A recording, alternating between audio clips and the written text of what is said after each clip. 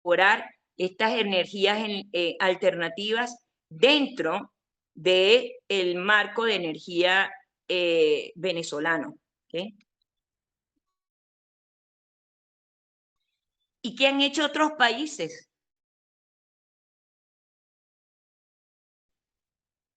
Respecto a esto, bueno, miren, un caso interesante ha sido el de Angola.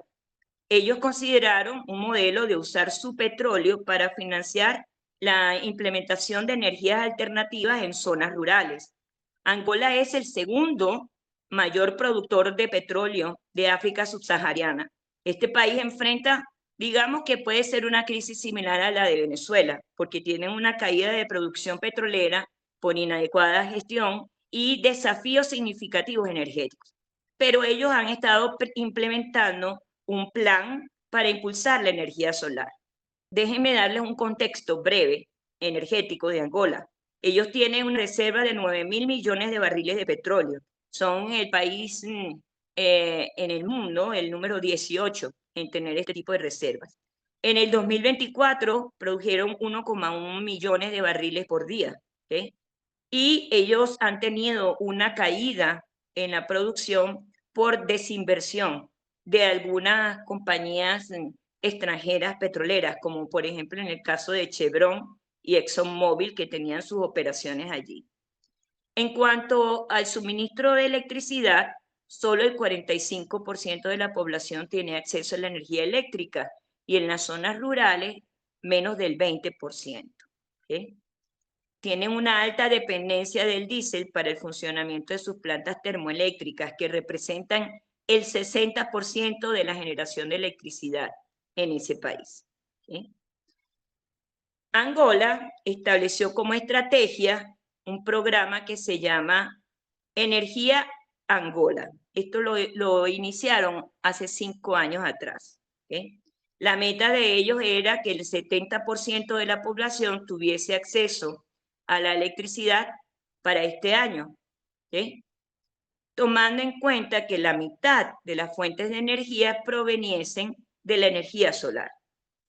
La inversión del proyecto fue de 1.800 millones de dólares en un periodo de 5 años, entre el 2020 y el 2025, y fue financiado por el Banco Mundial y el Banco Interamericano de Desarrollo. Ellos establecieron acuerdos con China que eran intercambio de productos. China les daba a ellos paneles solares para que montara sus parques fotovoltaicos y Angola le vendía crudo a China. ¿Sí? Dentro de este programa es interesante ver la central solar de Biopó, que tiene una capacidad de producir 150 megavatios. ¿Okay? Y es el complejo fotovoltaico más grande de África subsahariana. Y fue financiado por Eni y por una empresa estatal angoleña que se llama Sonangol. ¿Okay? Y ellos actualmente ofrecen electricidad a más de 1 millón de personas en Luanda. ¿Okay? También lo que me pareció interesante es que este complejo es un proyecto que tiene una capacidad de generación, como ya les dije, de alrededor de 150 megavatios, ¿okay? Y tiene paneles y extensión, alrededor de 500.000 paneles solares en un área de 360 hectáreas. ¿Okay? Y la tecnología principal es conversión directa de luz solar en electricidad a través de estos módulos fotovoltaicos y la conexión a la red directa de 220 kilovoltios. Esto es interesante porque ha sido un proyecto bandera de Angola. ¿Para qué? Para diversificar su matriz energética y reducir sus emisiones. ¿Sí? Me llamó la atención que el proyecto fue desarrollado por una multinacional estadounidense que se llama Sun Africa, ¿okay?, en colaboración con el Ministerio de Energía y Agua de Angola, ¿okay? Entonces, bueno, el enfoque fue en zonas rurales y el financiamiento estuvo, digamos que mejor gestionado porque ellos no tienen sanciones unilaterales por parte de Estados Unidos como lo tenemos nosotros. Pero ¿qué lecciones podemos tomar de este caso de Angola para nosotros? Bueno, por ejemplo, nosotros podríamos buscar fondos multilaterales, como por ejemplo acceder a créditos del Banco Mundial o CAF. También podemos establecer acuerdos con China o India para construir plantas solares como las de Biocó, o también considerar microredes, ¿okay?, off-grid, o sea, espacios que no estén alimentados directamente a la red principal de electricidad, para surtir de electricidad a comunidades, como las que están en el Delta Macuro, en los Andes venezolanos, en el Zulia, en Falcón.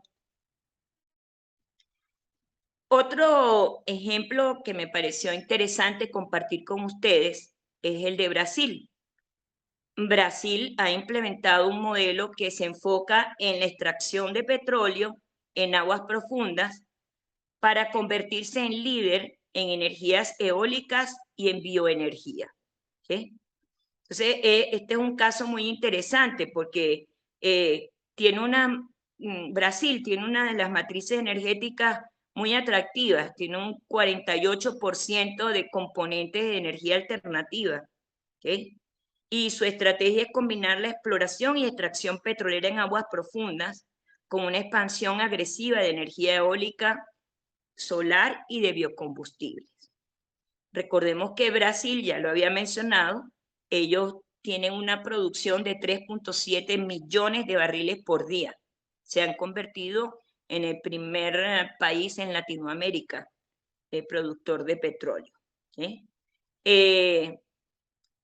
La composición de su matriz energética eléctrica se compone de 60% hidroeléctrica, 12% eólica, 5% solar y 7% biomasa, ¿eh? Ellos son el segundo país mayor productor de etanol, ¿ok? Y esto lo incorporan dentro de la gasolina como un biocombustible, ¿eh? Entonces, bueno, a mí me parece que podríamos revisar un poco el caso de Brasil para ver qué lecciones aprendidas podemos captar de este país para nosotros, ¿sí? Recordemos que en el 2006 ellos descubrieron uno de los reservorios más grandes de crudo en aguas ultra profundas, y eso convirtió a Brasil en un gigante energético global, ¿okay? Utilizan como tecnología de punta plataformas flotantes, y su meta para el 2030 es producir 5.5 millones de barriles por día, enfocados principalmente en exportación en vez de consumo interno, ¿eh? Ellos tienen instalado una infraestructura eólica de offshore, ¿okay?, perdón, sí, ellos están construyendo un proyecto offshore de 30 gigavatios de electricidad por energía eólica. Es un proyecto muy interesante en Río Grande do Norte, ¿okay? Y la ventaja que ellos tienen es que el sitio donde están construyendo este proyecto aprovechan el 60% de los vientos, ¿ok? Mientras que en otros lugares aprovechan es el 35% de la energía de los vientos. Entonces, bueno, eso me pareció interesante, ¿ok? Desde el punto de vista fotovoltaico, ellos tienen un crecimiento bastante acelerado, ¿eh? En Minas de Gerais y en Bahía han instalado techos solares con más de 1 millón de sistemas residenciales, ¿ok? Para producir 35 gigavatios, ¿ok? Entonces, bueno, me parece que este Brasil está con toda su fuerza, con todo su esfuerzo para convertirse en un líder en energías alternativas en Latinoamérica.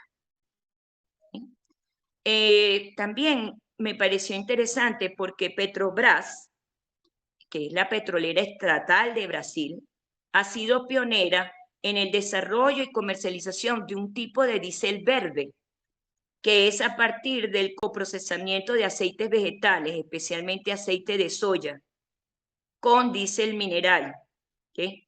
Y lo hacen en sus propias refinerías, ¿okay? Entonces, ellos utilizan su propia tecnología patentada, ¿okay? Conocida como HBio, para producir el combustible que ellos llaman diésel R5, ¿okay? Que es una mezcla que contiene 5% de diésel renovable de la soya y 95% de diésel convencional, ¿okay? La soya es el principal insumo para este proyecto porque ellos son los mayores productores de soya, ¿okay?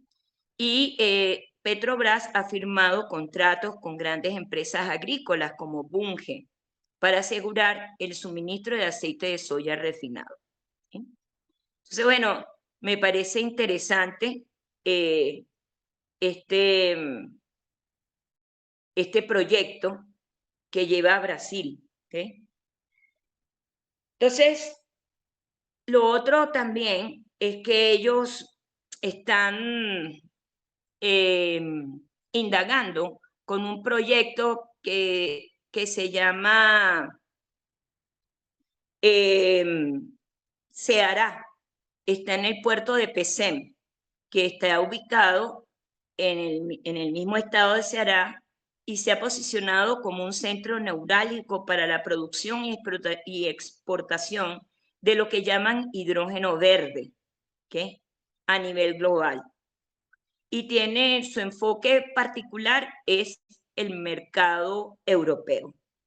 Y este proyecto es una de las iniciativas más ambiciosas que tiene Brasil para la reducción de emisiones de CO2. ¿Okay?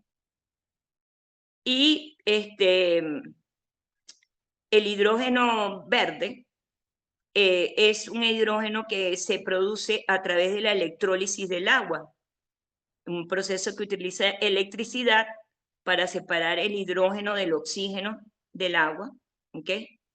Y bueno, para que esto sea llamado hidrógeno verde, la electricidad debe venir principalmente de fuentes hidroeléctricas, ¿ok? Entonces, ellos tienen recursos naturales abundantes en Ceará, tienen una infraestructura puertaria como es el puerto de Pecém, un moderno complejo industrial portuario con una zona de procesamiento de exportaciones que ofrece beneficios fiscales y logísticos a las empresas a nivel internacional. Tiene una ubicación estratégica porque queda relativamente, hay una cierta proximidad con Europa en comparación con otros puntos de América Latina. Y bueno, esto lo convierte en un candidato ideal para el transporte y la comercialización de hidrógeno verde a Europa. ¿Okay? Bueno, ¿Quiénes han hecho inversiones para este proyecto? Australia, Francia, ¿ok? Y otras empresas que han visto a este lugar como un conglomerado de producción de hidrógeno verde para la exportación. ¿Ok?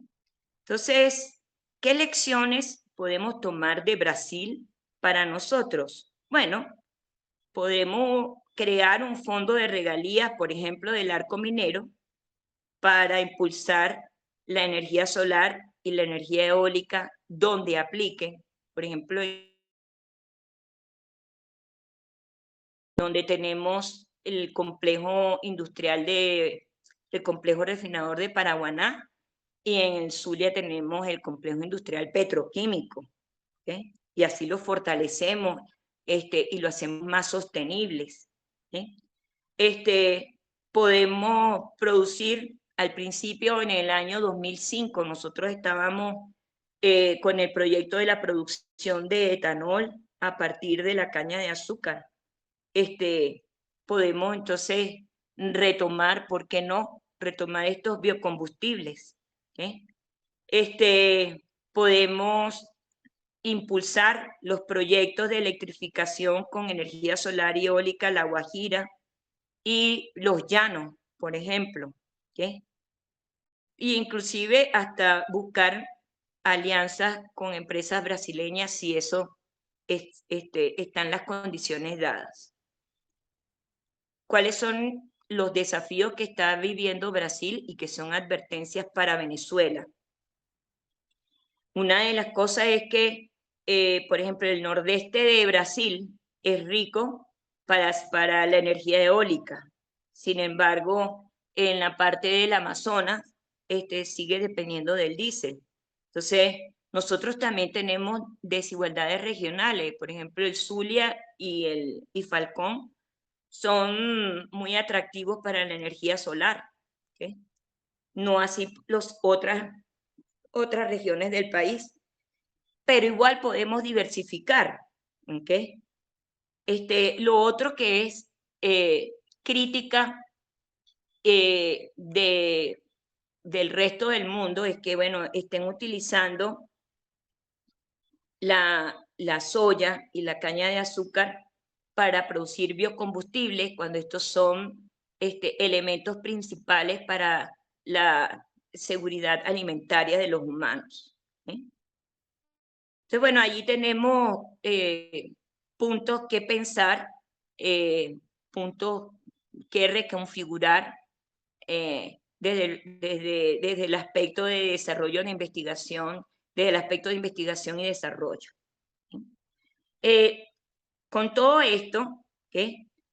Quería también comentarles que la transición energética en Venezuela presenta una serie de desafíos complejos, pero ellos deben abordarse desde una perspectiva de investigación, desarrollo e innovación, pero no solamente de eso, sino también desde el punto de vista de gestión de proyectos y desde el punto de vista de viabilidad de uso de materiales, ¿okay? De manera tal de que nosotros podamos conseguir uso y disposición de estos materiales cuando ellos cumplan su vida útil y no tengamos pasivos ambientales en los próximos 10, 20, 25 años. ¿Eh? Entonces, una brecha interesante a considerar desde el punto de vista de investigación, desarrollo e innovación es en el área de parque fotovoltaico. El rendimiento de los paneles solares disminuye con las altas temperaturas. ¿Okay?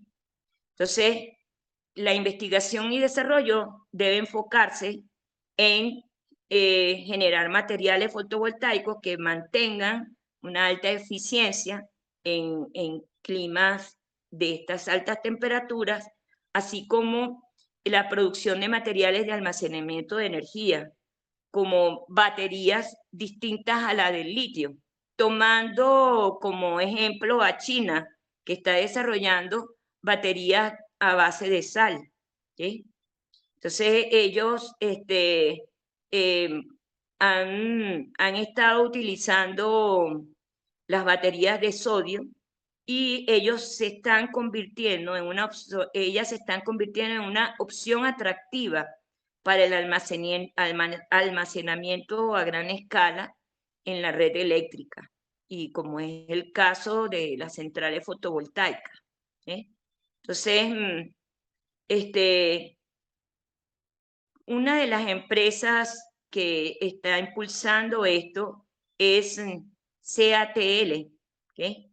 Que es el mayor fabricante de baterías en el mundo, y ellos están invirtiendo millones de dólares para buscar alternativas a las baterías de litio. ¿Okay? BYD también están invirtiendo fuertemente en estas tecnologías. ¿Okay? Las baterías de sal o de sodio están diseñadas para sistemas de almacenamiento de energía que estabilizan la red eléctrica. ¿Okay? Y bueno, para mí es un caso interesante a considerar para cerrar las brechas en este mundo de los parques fotovoltaicos. ¿Sí? También para las turbinas eólicas es interesante desarrollar materiales resistentes a la corrosión, a la fatiga y a la erosión, especialmente en las zonas costeras. ¿Okay? Entonces, podemos desarrollar aleaciones avanzadas, materiales compuestos o compuestos poliméricos más ligeros y resistentes. ¿Sí? Entonces, la otra brecha que tenemos que cerrar es la de gestión de proyectos. Debemos hacer la implementación de proyectos de energía alternativas a gran escala, y eso requiere una planificación rigurosa. ¿Okay? Entonces, por ello es esencial desarrollar una metodología de gestión de proyectos que considere la evaluación de los riesgos, la viabilidad financiera y la integración de estos proyectos a la red eléctrica existente. ¿Okay? La falta de experiencia en gestión de este tipo de proyectos es una brecha significativa. Y Finlandia es un ejemplo que parece un poema, ¿okay? Porque ellos intentaron desarrollar un proyecto a base de energía solar asociado con una planta nuclear, y debido a que no se cerraron las brechas de la curva de conocimiento asociada a este proyecto, esto los llevó a un fracaso. Entonces, debemos formarnos en gestión de proyectos, ¿sí? Y también debemos formarnos en energías solares, en parques fotovoltaicos, cómo se hacen los proyectos, cómo se planifican estos parques. ¿Okay? Por el hecho de que nosotros seamos un país petrolero, no quiere decir que nosotros pongamos de un lado a las energías alternativas y nos limitemos en el proceso de aprendizaje de estas áreas de conocimiento. ¿Sí? Entonces, de hecho, aprovecho el espacio para invitarlos a un taller de planificación de parques fotovoltaicos que se estará dando el 30 de agosto y el 6 de agosto. Son 8 horas donde podrán aprender sobre qué es la planificación de parques fotovoltaicos, que eso es lo principal, es el primer paso que debemos aprender. Por otro lado, nosotros tenemos que reforzar nuestra cadena de suministro local y regional para componentes de energías alternativas, ¿sí? Buscando reducir la dependencia de importaciones, ¿sí? No solo para abaratar los costos de los proyectos, sino también para generar empleo y para fomentar la transferencia tecnológica. Desde el punto de vista de investigación, oye, tenemos que fortalecer los centros de investigación e innovación donde se conecten universidades con sectores productivos, empresas privadas, gobiernos y las comunidades organizadas. Tenemos varios centros de investigación en el país y ellos están actuando como silos organizacionales, aislados, ¿okay? Sin hablarse entre sí, sin apoyarse entre sí. Eso es sumamente importante que nosotros fomentemos la permeación de esos hilos a través del trabajo colaborativo, ¿sí?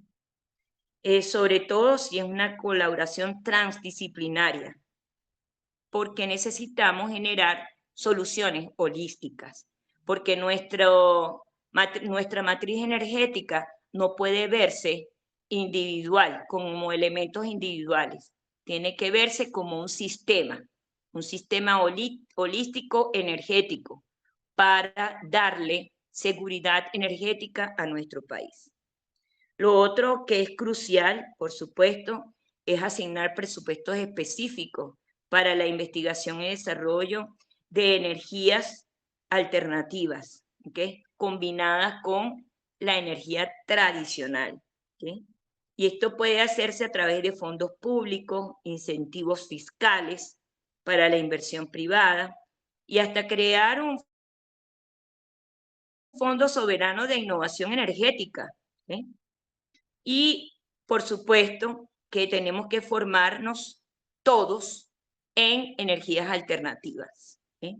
Necesitamos programas educativos y de capacitación técnica para formar una nueva generación de ingenieros, científicos y técnicos especializados en energías, ¿sí? Tanto tradicionales como alternativas, ¿sí? Y es vital hacer la gestión del conocimiento generado por los proyectos que se desarrollen en estas áreas, ¿okay? Para evitar la pérdida de experiencia y también para garantizar éxitos basándonos en las lecciones aprendidas captadas de los proyectos anteriores. Con esto quisiera cerrar mi exposición planteando